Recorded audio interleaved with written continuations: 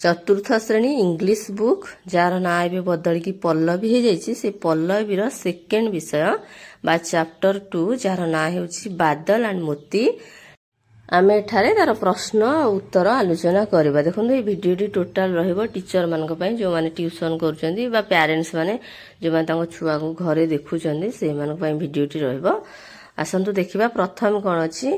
Look at the animals in the picture, tick the ones that you can keep as pets. ମାନେ ଯାହାକୁ ଆପଣ ଘରେ ପାଳିତ ପଶୁ ହିସାବରେ ରଖୁଛନ୍ତି, ପାଳିତ ପଶୁ ତାଙ୍କ ସାଇଟ୍ରେ ଆପଣ କ'ଣ କରନ୍ତୁ, ଠିକ୍ ଚିହ୍ନଟେ ଦିଅନ୍ତୁ। ଦେଖନ୍ତୁ ପ୍ରଥମ ଚିତ୍ର କୁକୁର ଅଛି, ଗାଈ ଅଛି, ଛେଳି ଅଛି, ଆମର ବିଲେଇ ଅଛି, କଙ୍ଗାରୁ ଅଛି, ଦେଖନ୍ତୁ ଜେବ୍ରା ଅଛି, ଏମିତି ବହୁତ ଗୁଡ଼େ ଦେଇଛି। ସେଥିରୁ ଆମର କୁକୁର ଆଉ ବିଲେଇକି ଆମେ କ'ଣ କରୁଛେ ପାଳିତ ପଶୁ ହିସାବରେ ଘରେ ରଖୁଛେ। ଦେଖନ୍ତୁ କାହା କାହା ମନରେ ପ୍ରଶ୍ନ ବି ଆସିପାରେ ଗାଈ ଛେଳି ଆମେ ଯଦି ସେ ଡୋମେଷ୍ଟିକ ଆନିମଲ ଦେଇଥାନ୍ତା ତାହେଲେ ଆମେ ଗାଈ ଛେଳି କରିଥାନ୍ତେ। ପେଟ୍ ମାନେ ଆମର କୁକୁର ଆଉ ବିଲେଇ ହିଁ ହବ।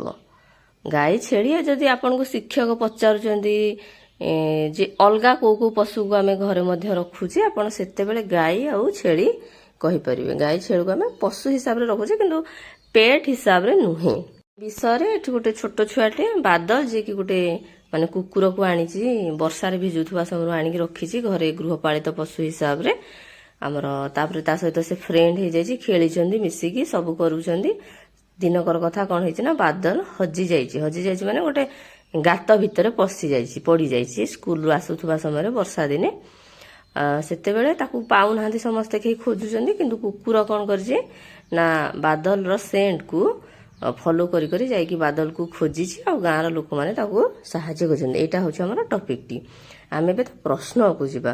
ପ୍ରଶ୍ନରେ କ'ଣ ଦେଇଛି ଦେଖନ୍ତୁ, ପ୍ରଥମେ ଦେଇଛି 7ଟା ନମ୍ବର ଦେଇଛି। 7ଟା ନମ୍ବର ଆମେ କ'ଣ କରିବା ଆନ୍ସର ଏଠି ବାହାର କରିବା। ସେ କହିଛି ଫାର୍ଷ୍ଟରେ ହୁ ଆର୍ ଦେ ଆର୍ ଇନ୍ ଦ ଷ୍ଟୋରି, ବିଷୟରେ କେଉଁ ମାନେ ଅଛନ୍ତି।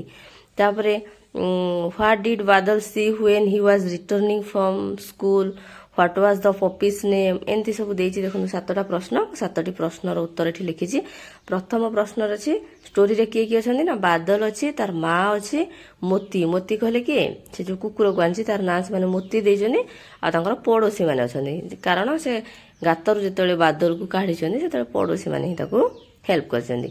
ତାପରେ 2 ନମ୍ବରରେ କ'ଣ ଅଛି ହି ସ ଏ ପପି ଶିଭରିଂ ଇନ୍ ଦ କୋଲ୍ଡ, ମାନେ ଗୋଟେ ସେ ଯେତେବେଳେ ଆସୁଥିଲା ସ୍କୁଲରୁ ଗୋଟେ କୁକୁରଟେ ମାନେ ଥରି ଯାଉଥିଲା ବର୍ଷାରେ, ସେ ଦେଖିଥିଲା ତେଣୁ ତାକୁ ଆଣିଥିଲା। 3 ନମ୍ବର ମୋତି ହି ଫେଲ୍ ଇନ୍ଟୁ ଡିପ୍ ପିଟ୍, ଏମିତି ସବୁ ଉତ୍ତର ଗୁଡ଼ିକ ଅଛି। ଆପଣ ତାକୁ କ'ଣ କରନ୍ତୁ ଲେଖି ନିଅନ୍ତୁ। ତାପରେ କ'ଣ ଅଛି ଭିଜୁଆଲ ମେମୋରି ଡେଭଲପମେଣ୍ଟ ଟେକ୍ନିକ୍, ଯୋଉଟାକି ଆମର VMDT କହୁଛି। ଏଇଟା କେମିତି ଆମର କାମ ନା ଟିଚର ମାନେ କ'ଣ କରିବେ ନା ଛୁଆମାନଙ୍କ ଆଖି ବନ୍ଦ କରିବେ, କୌଣସି କପଡ଼ା ମାଧ୍ୟମରେ ହଉ କି ଅଲଗା କୌଣସି ଉପାୟରେ ହଉ ଆଖି ବନ୍ଦ କରିବେ ଆଉ ଏଇ ସିଚୁଏସନ ଗୁଡ଼ିକ କହିବେ, ସେମାନଙ୍କୁ ଇମାଜିନ୍ କରିବାକୁ କହିବେ ଯେ ସେ ମନ ଭିତରେ ଭାବିବେ ସେ ସିଚୁଏସନ, ହଁ ଏମିତି କୁକୁରଟେ ଆସୁଥିଲା, ଇଏ ହଉଥିଲା ସିଏ ହଉଥିଲା, ଏଗୁଡ଼ା ସବୁ ଭାବିବେ।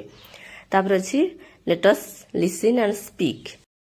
Teacher will tell the names of these birds and animals one by one. Students will make their sounds. ସେ କ'ଣ କହୁଛି ନା ଏଇ ପଶୁ ପକ୍ଷୀ ମାନଙ୍କର ନାଁ ଟିଚର କହିବେ, ଷ୍ଟୁଡେଣ୍ଟ ମାନେ ତାର ସାଉଣ୍ଡ ବାହାର କରିବେ। ଯେମିତି କୁକୁର କେମିତି ସାଉଣ୍ଡ କରେ, ଏଗୁଡ଼ା ସବୁ କ'ଣ କୁକୁର କେମିତି କରେ, ଗାଈ କେମିତି କରେ, କାଉ କେମିତି କରେ, ବିଲେଇ କେମିତି କରେ, ଏଗୁଡ଼ା ସବୁ କ'ଣ କରିବେ ଆମର ପିଲାମାନେ ସାଉଣ୍ଡ ବାହାର କରିବେ। ଏଇଟା ହେଉଛି ଛୁଆମାନଙ୍କ ପାଇଁ ଗୋଟେ ଆକ୍ଟିଭିଟିଟେ ରହିବ, ଟିଚର ଏଇଟାକୁ କରିବେ।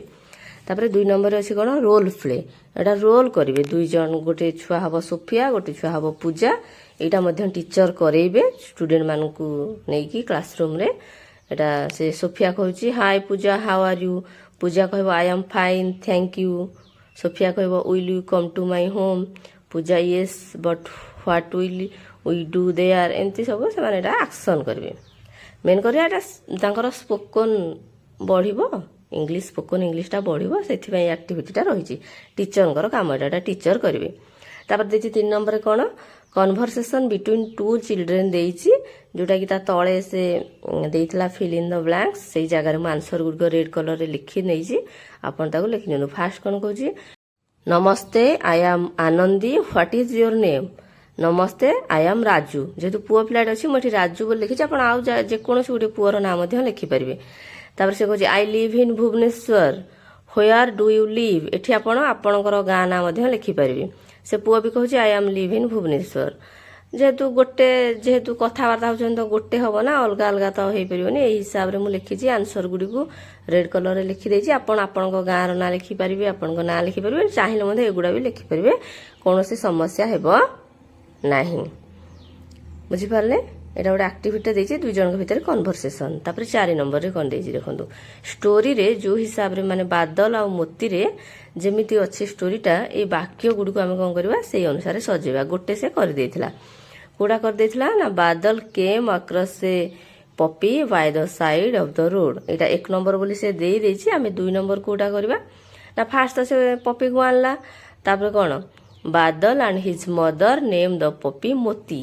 ସେ ଛୁଆର ନାଁକୁ ସେମାନେ କ'ଣ ଦେଇଥିଲେ 2 ନମ୍ବରରେ ମୋତି ବୋଲି ଦେଇଥିଲେ।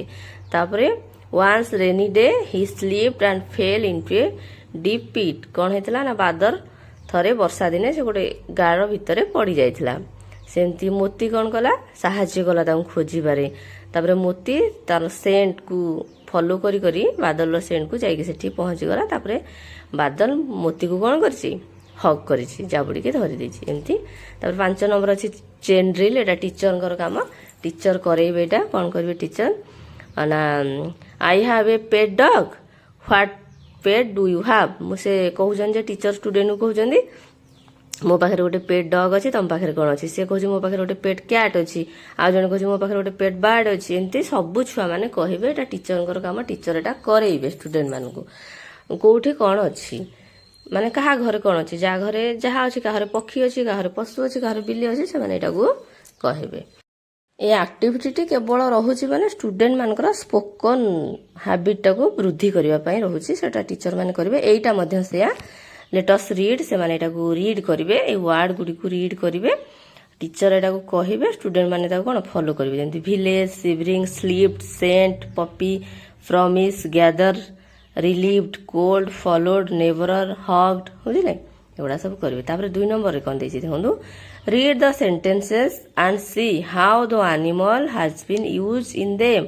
ଆନିମଲ ଦେଖନ୍ତୁ ସବୁ ବାକ୍ୟରେ ଅଛି, ଆନିମଲଟା ଏଠି କେମିତି ବ୍ୟବହାର ହେଇଛି କୋଉ ବାକ୍ୟରେ ସେଟା ସେ ଆମକୁ ଦେଇଛି। ଦେଖନ୍ତୁ ଫାର୍ଷ୍ଟରେ ଦେଇଛି a dog is a domestic animal. ତାପରେ ଦେଇଛି the zoo has many animals. ହଁ କି ନାଇଁ, ଏଇଟା ଆମେ କ'ଣ କରିବା କିପରି ବ୍ୟବହାର ହେଇଛି ତାକୁ କହିବା। ଦେଖନ୍ତୁ ଗୋଟିଏ ଗୋଟିଏ ଜାଗାରେ କ'ଣ ହେଇଛି ନା ଆନିମଲ ସିଙ୍ଗୁଲାର, ସିଙ୍ଗୁଲାର କହିଲେ ଗୋଟିଏ ପଶୁକୁ ବୁଝେଇଛି ସେ। ଯେମିତିକି ଫାଷ୍ଟ ବାକ୍ୟରେ ଥିଲା ଗୋଟିଏ କୁକୁରକୁ ଆପଣ ଡଗ୍ ମାନେ ପାଳିତ ପଶୁ ହିସାବରେ ରଖିଛନ୍ତି, ଆଉ କ'ଣ 100ଟା କି 5ଟା 10ଟା ରଖିବେ କି, ଗୋଟେ ରଖିଛନ୍ତି, ତେଣୁ ଏଟା ଗୋଟିଏ। କିନ୍ତୁ ସେକେଣ୍ଡରେ ଜୁରେ କ'ଣ ବହୁତ ଗୁଡ଼େ ପଶୁ ଅଛନ୍ତି, ବୁଝିଲେ, ତେଣୁ ସେଇଟା ଆନିମଲ୍ସ ଅଛି, ଆନିମଲର ବହୁତ ଗୁଡ଼େ ପଶୁ ଯେହେତୁ ଆନିମଲ ସେଇଟା ପ୍ଲୁରାଲ ହେଇଯାଇଛି। ମାନେ ଏଠି ମେନ୍ କରି ଏଠି ସିଙ୍ଗୁଲାର ଆଉ ପ୍ଲୁରାଲର ଜ୍ଞାନ ଦିଆହେଇଛି, ଏକ ବଚନ ଆଉ ବହୁ ବଚନ ଷ୍ଟୁଡେଣ୍ଟ ମାନଙ୍କୁ ପ୍ରାକ୍ଟିସ କରାଯିବ। ତାପରେ ଦେଇଛି କ'ଣ ଅଛି ଦେଖନ୍ତୁ, ଆମର ଏ ଆଉ ବି ଅଛି, ଏ ରେ କିଛି ୱାର୍ଡ ଅଛି, ବି ରେ କିଛି ୱାର୍ଡ ଅଛି। ଆମେ କ'ଣ କରିବା ନା ସେ ୱାର୍ଡ ଗୁଡ଼ିକୁ ପେୟାର କରିବା। ଗୋଟେ ସେ କରିକି ଆମକୁ ଦେଖେଇ ଦେଇଛି, କୋଉଟା କରିଦେଇଛି ନା ପେପରକୁ ପେନସିଲ। ଆମେ ସେଇପରି ଭାବରେ ଆଉ କୋଉଟା କ'ଣ ହବ ଆମେ ତାକୁ କରିବା। ଦେଖନ୍ତୁ ଛୁଞ୍ଚିକୁ ସୂତା ହବ, ଚେୟାରକୁ ଟେବୁଲ ହବ, ହଁ କି ନାଇଁ, ବ୍ୟାଟ୍ ସାଙ୍ଗରେ ବଲ୍ ହବ, ଚାବି ସାଙ୍ଗରେ ତାଲା ହବ, ଭାତ ସାଙ୍ଗରେ ଡାଲି ହବ, ଏମିତି ଅଛି। ଆମେ ଏଗୁଡ଼ାକୁ ମୁଁ ଏଠି ସିଧା ସିଧା ତାକୁ ଲେଖି ନେଇଛି, ଆପଣ ଲେଖି ନିଅନ୍ତୁ। ତାପରେ ଦେଖନ୍ତୁ ଗୋଟେ ସେ ଦେଇଛି ଗୋଟେ ମାଇ ପେଟ୍ ଡଗ୍ର ଗୋଟେ ପାରାଗ୍ରାଫଟି ଦେଇଛି, ଆଉ ନିଜକୁ ମାନେ ଆପଣଙ୍କୁ ଗୋଟେ କ'ଣ କହିଛି ନା ସେ ଗୋଟେ ଆପଣ ଏଇପରି ଭାବରେ ତାକୁ ଫଲୋ କରି ଇକ୍ୱାଲ ସେଇ ଟାଇପ୍ର ଗୋଟେ ଲେଖନ୍ତୁ। ମୁଁ ଏଠି ଲେଖିଛି ଦେଖନ୍ତୁ, I have a pet cat, her name is Rani, she is white in colour, she eats fish and catches mice. ଏମିତି ସବୁ ଦେଇଛି ଦେଖନ୍ତୁ, ଏଇଗୁଟା ମୁଁ ସବୁ ଲେଖିଦେଇଛି। ଆଇ ପ୍ଲେ ୱିଥ୍ ହର୍, ଏମିତି ସବୁ ଏଠି ଦେଖନ୍ତୁ ତଳେ ଦେଇଛି ଆକ୍ଚୁଆଲି ସେ ୱାର୍ଡ ଗୁଡ଼ିକ। ଏଇ ୱାର୍ଡ ଗୁଡ଼ିକୁ ୟୁଜ୍ କରିକି ହିଁ ଆପଣଙ୍କୁ କ'ଣ କହିଛି ନା ସେ ପାରାଗ୍ରାଫଟେ ଲେଖିବାକୁ କହିଛି। ମୁଁ ଏଇଟା ଲେଖିଦେଇଛି, ଆପଣ ଟିକେ ଭିଡ଼ିଓକୁ ପଜ୍ କରିକି ଏଠି କ'ଣ କରନ୍ତୁ ଦେଖି ଲେଖିଦେଇ ପାରିବେ ଆପଣ। ତାପରେ 3 ନମ୍ବର କ'ଣ ଦେଇଛି ନା 6ଟା ଚିତ୍ର ଦେଇଛି ଦେଖନ୍ତୁ। 6ଟା ଚିତ୍ରରୁ ଆମେ କ'ଣ କରିବା ନା ସେ କହିଛି କୋଉଟା ଆଗ ହେଇଥିବ କୋଉଟା ପଛେ ହେଇଥିବ, ଚିତ୍ର ଦେଖିକି ଆପଣ କ'ଣ କରନ୍ତୁ ତାକୁ ନମ୍ବରିଂ କରନ୍ତୁ କରେକ୍ଟ ଅର୍ଡରରେ ହେଲା। ଫାଷ୍ଟ କୋଉଟା ହେଇଥିବ, 2 ନମ୍ବରରେ କୋଉଟା ହେଇଥିବ, 3 ନମ୍ବର କୋଉଟା ହେଇଥିବ, 4 ନମ୍ବର କୋଉଟା ହେଇଥିବ, 5 ନମ୍ବର କୋଉଟା, 6 ନମ୍ବର କୋଉଟା। 6ଟା ଯେହେତୁ ଚିତ୍ର ଅଛି, ଦେଖନ୍ତୁ ଆମେ କ'ଣ କରିବା ଫାଷ୍ଟ କୋଉଟା, ଫାଷ୍ଟ ମୁଁ ଭାବୁଛି ଯେ ଗୋଟେ ପିମ୍ପୁଡ଼ିଟେ ଦେଖନ୍ତୁ ନିହାତି ପାଣିରେ ପଡ଼ିଯାଇଛି। ଏଇଟା ହେଉଛି ଆମର କ'ଣ ଫାଷ୍ଟ। ତାପରେ 2 ନମ୍ବରରେ କ'ଣ ହେଉଛି ଦେଖନ୍ତୁ, ପିମ୍ପୁଡ଼ିଟା ଯେତେବେଳେ ପାଣିରେ ପଡ଼ିଗଲା, ଏଠି ଗୋଟେ କ'ଣ ଅଛି ପାରାଟେ ଅଛି। ପାରାଟେ କ'ଣ କରିଛି ନା ପାରାଟେ ଦେଖନ୍ତୁ ଡାଳ ଉପରେ ବସିଛି, ସେ ପିମ୍ପୁଡ଼ିଟାକୁ ଦେଖୁଛି ପାଣିରେ ପଡ଼ିଯାଇଛି ବୋଲି। ତାପରେ ସେ କ'ଣ କରିଛି ନା ଦେଖନ୍ତୁ ପତ୍ରରେ ମାନେ ଗୋଟେ ପତ୍ରଟେ ତା ଥଣ୍ଟରେ ଧରିଛି ଆଉ ପାଣିକୁ ପକେଇ ଦେଇଛି। ତାପରେ ଦେଖନ୍ତୁ ସେ ପତ୍ର ଉପରେ ପିମ୍ପୁଡ଼ିଟି ବସିଯାଇଛି। ତାପରେ କ'ଣ ହେଇଛି ନା ଦିନକର କଥା, ଗୋଟେ ଶିକାରୀଟେ ଆସିଛି ସେ ପାରାକୁ ମାରିବା ପାଇଁ। ତାପରେ ସେ ପିମ୍ପୁଡ଼ି ତାର ଗୋଡ଼କୁ କାମୁଡ଼ି ଦେଇଛି, ଯାହାଫଳରେ କି ପାରା ଦେହରେ ବାଜିନି, ସେ ପାରାଟି ବଞ୍ଚି ଯାଇଛି। ଏଇଟା ହେଲା ଷ୍ଟୋରି, ପାରା ଆଉ ପିମ୍ପୁଡ଼ିଙ୍କ ଫ୍ରେଣ୍ଡସିପ୍ର ଷ୍ଟୋରି। ଏଇଟା ଆଉ ଥରେ ଲେଖି ଦେଉଛି 1 2 3 4 5 6 ଗଲା। ତାପରେ 4 ନମ୍ବର କ'ଣ ଦେଇଛି ନା now fill in the blanks using the words in the box R complete the story. ଏଠି ଦେଖନ୍ତୁ ଆମର ୱାର୍ଡ ଗୁଡ଼ିକ ଅଛି, ଏ ୱାର୍ଡ ଗୁଡ଼ିକ ଏଇ ମାନେ ବ୍ଲାଙ୍କ ଜାଗାରେ ଆପଣ ଲେଖିବେ ଆଉ ଷ୍ଟୋରିଟାକୁ କମ୍ପ୍ଲିଟ୍ କରିବେ।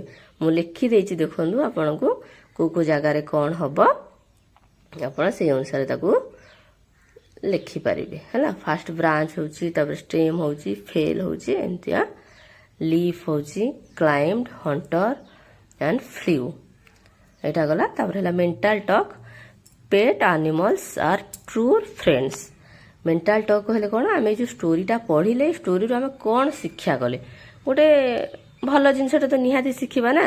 ଆମ ଶିକ୍ଷାଟା କ'ଣ ରହିଲା ଯେ ଆମେ ଯେଉଁମାନେ ଗୃହପାଳିତ ପଶୁମାନେ ସେମାନେ ଆମଙ୍କର ପ୍ରକୃତ ବନ୍ଧୁ, ଏଇଟା ଆମେ ବା ପାଳିତ ପଶୁମାନେ ଆମର ପ୍ରକୃତ ବନ୍ଧୁ ବୋଲି ଆମେ ଜାଣିବାକୁ ପାଇଲେ ଏହି ବିଷୟରୁ।